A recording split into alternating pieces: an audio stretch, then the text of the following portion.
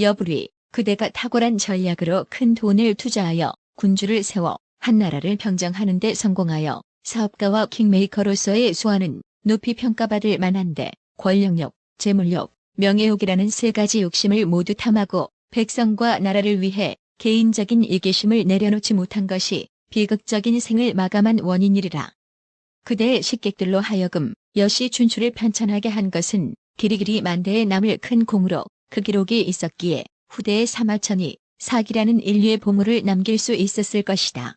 여부리는 중국 전국시대 말기에 한나라 출신의 상인으로 여러 곳을 오가면서 물건을 싸게 사들여 비싸게 되팔아 전금이나 드는 돈을 모은 상인이다. 조나라의 인질이 되어 있었던 진나라 장양왕을 비호 그 공로로 승상이 되고 시황제로부터 중부로 존칭되었지만 밀통 사건에 연루되어 실각하고 자살하였음. 여부리는 적극적으로 통일 사업을 추진하고 봉건 중앙집권제를 건설하기 위해 그 이론적인 근거를 찾는 데 노력을 기울였다. 학자를 우대하고 제서를 절충하여 전국 말기에 귀중한 사료로 평가받는 여시 춘추여는 이런 배경 속에서 여부리가 3천여 빈객의 학식을 모아 편찬한 것이다.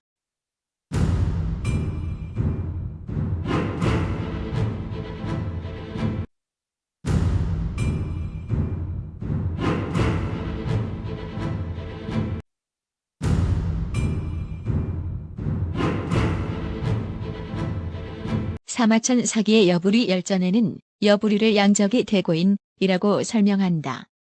양적은 한나라에 있는 큰 읍이고 대고인은 점포를 가지고 장사를 크게 하는 사람을 의미한다. 여부리는 상인이면서도 학문을 놓치지 않았다.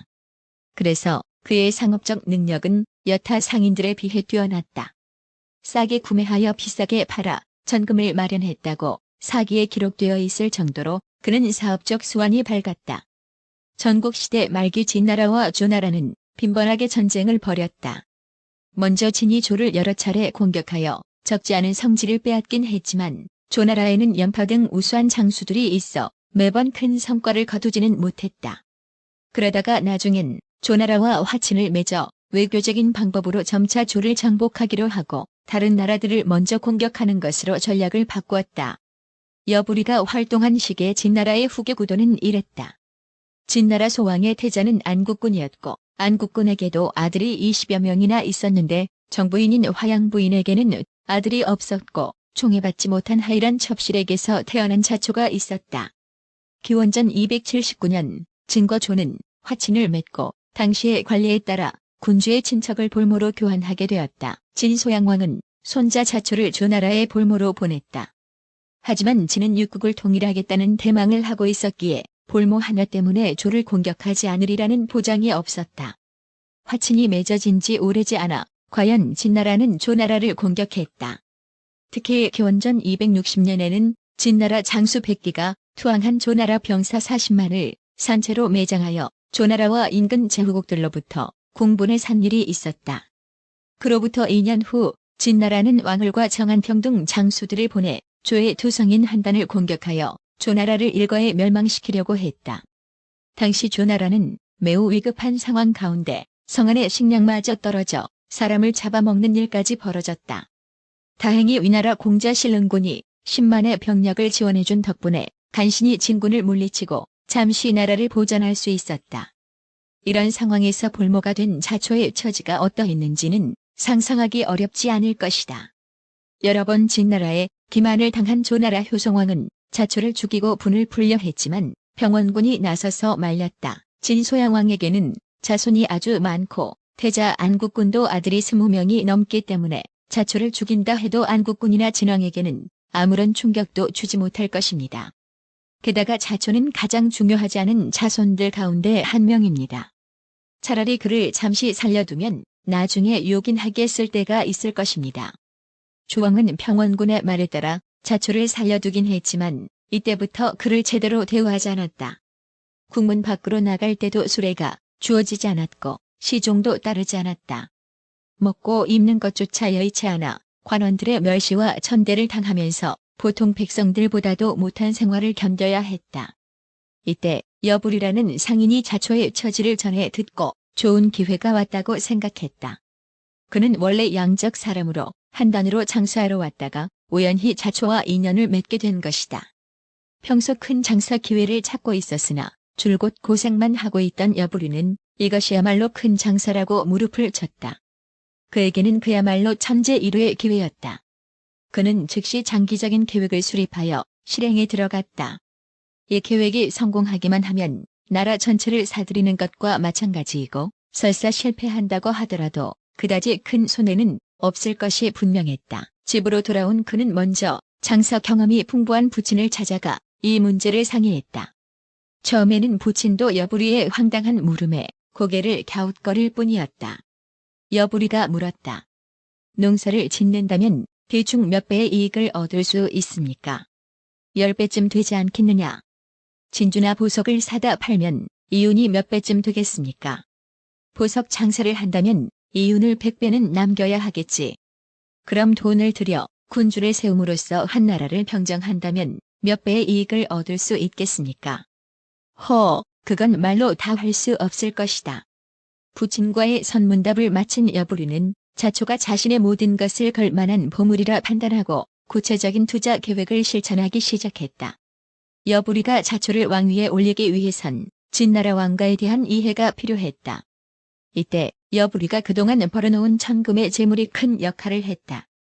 이 재물로 진나라 내부 사람을 매수하여 진나라의 내부 사정을 알 수 있었다.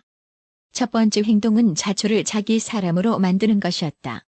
이는 손바닥 뒤집기보다 쉬운 일이었다.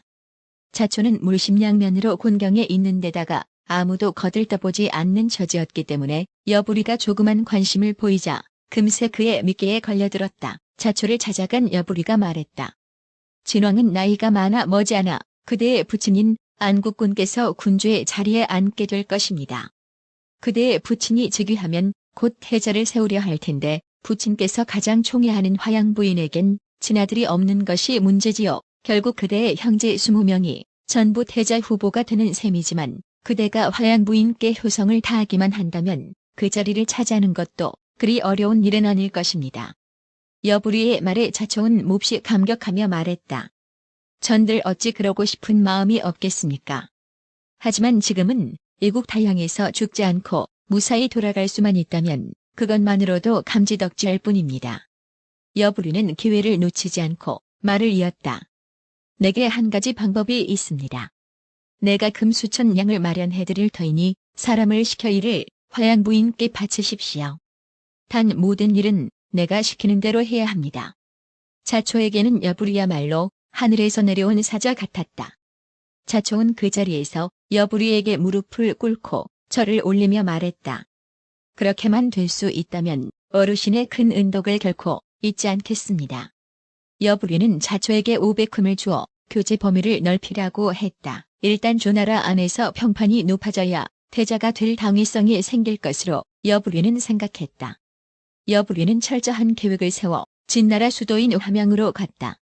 그는 아직 때가 이르기 때문에 섣불리 화양부인을 찾아갔다가는 의심을 사기 쉽다고 판단하고 먼저 화양부인의 언니를 찾아가 후한 선물을 바쳤다. 아울러 따로 벽옥과 황금 등의 예물을 건네주면서 조나라의 볼모로 잡혀있는 자초가 바치는 것이라고 말했다.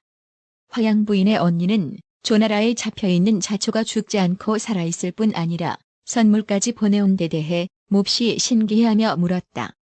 제조카 자초의 근황은 어떻습니까? 조왕은 진이 여러 차례 조를 공격하고 지금은 조의 투성인 한 단을 포위하고 있어 일찌감치 자초를 죽일 생각이었으나 다행히 조나라의 대신들이 그를 지켜줘 화를 면할 수 있었지요. 이 말에 화양부인의 언니는 더욱 신기해하며 다시 물었다. 혹시 조나라가 우리 진을 두려워하는 것은 아닐까요? 아닙니다.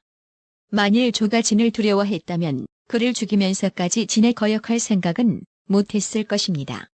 단지 자초의 학문이 뛰어나고 대인관계가 원만한 데다가 훌륭한 효자이기 때문에 모두들 그의 목숨을 아깝게 여겼던 것이지요. 두 나라 사이의 전쟁은 자초와는 아무런 관련도 없습니다. 태자와 부인의 생신을 맞을 때마다 자초는 항상 향을 피우고 서쪽을 향해 절을 올리면서 두 분의 장수를 교환했습니다. 또한 자초는 천하의 인재들과 교하기를 좋아하여 각국의 제후들이 앞다투어 조왕에게 그의 목숨을 보전해 줄 것을 권했던 것입니다. 다른 사람이 볼모로 잡혀 있다면 벌써 살해되었을 것입니다. 여부리의 설명에 화양 부인의 언니는 놀라움과 함께 기쁨을 감추지 못했다. 여부리는 그녀의 얼굴에 희색이 가득한 것을 보고는 틈을 주지 않고 얘기를 계속했다.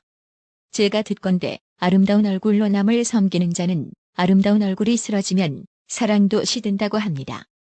지금 화양 부인께서는 태자를 섬기며 총애를 받고 있지만 불행하게도 아들이 없습니다. 그러므로 일찌감치 여러 아들 가운데 현명하고 효성스러운 자와 인연을 맺어 그를 후사로 발탁하여 양자로 삼으셔야 합니다. 그래야 남편이 살아 있을 때는 존중받으며 귀한 자리에 있고 남편이 죽은 뒤에도 양자가 왕이 되므로 끝까지 권력을 잃지 않을 것입니다. 이것이 바로 한마디 말로 장구한 이로움을 얻는 일입니다. 영화를 누릴 때 터전을 닦아놓아야 하지 아름다운 얼굴이 쓰러지고 사랑이 식은 뒤에는 비록 한마디 말을 하려고 해도 어떻게 할 수 있겠습니까? 화양 부인의 영화에 의존하고 있는 화양 부인의 언니에게도 이는 상당히 중요한 내용이었으므로 그녀는 바로 화양 부인께 이 말을 전했다. 화양 부인도 여부리의 말에 심히 공감하며 자초를 양자로 삼자고 안국군에게 눈물을 흘리며 청했지만 안국군은 바로 승낙하지는 않았다. 안국군은 자초에 대한 철저히 조사한 후에 그가 태자가 되기에 충분하다고 생각했다. 그리고는 여부리를 불러 자초를 후사로 삼고 여부리를 자초의 스승 겸 보조관이 되라고 했다. 여부리의 기지와 재력이 빛을 발하는 순간이었다. 안국군은 자초에게 많은 물품을 보냈다. 결국 진나라의 태자가 된 자초는 제후국의 이름을 떨치게 됐다. 여부리는 여기서 멈추지 않았다. 자신의 입지를 굳히기 위해서는 좀 더 확실한 대비가 필요했다. 그는 한부호의 딸인 조이를 첩으로 삼았는데 어느 날 자초를 집으로 초대해 술을 마시고 있었다.